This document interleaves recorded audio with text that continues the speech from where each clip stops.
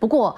当然，我们刚才讲到这些，不管是第三方支付，或者说其他这种各式各样这些平台的打造，其实无非就目的为了是要便利，但是也有很多民众说不敢用，为什么？觉得很危险，因为风险是真正的关键所在。比方讲，我们听过这个云端的相片被害啦，官网被篡改，还有支付平台曾经有过怎么违法吸金这些潜力哦，所以很多消费者都不放心，怕说经过这样的一个平台之后，自己的钱会不见了，也有人忧心。这样子会不会成为一个不孝分子套现或者是洗钱的管道？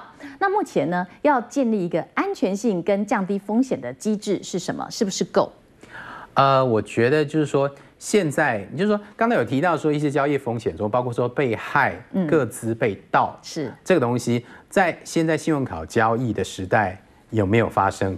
有发生，是，就是说那个个资，无论说银行业者如何的那个，他也就是说他其实也有些内鬼，其实这很难防的，就是说，但是事情发生，如果万一你发现说你的银行个资被盗的时候，你有没有一些求公道的方式？那当然是有的。其实现在个资法其实是可以允许一般民众他对于银行业者也好，或者说网络业者也好，电信公司也好，都进行具体求偿的措施嘛。是。那即使说未来类似像 Apple 这样的公司，它跨进来台湾做这一块市场，台湾对于 Apple 这样的跨国公司有没有反制之道？我相信也是有的啦。那当然是说可能跨境的话，要真的要对于这些跨国公司要能够制衡的话，难度会相对高一点。是啦，其实大家都这样担心。不过在我想，觉得就算身上带着钱，恐怕也有可能会掉，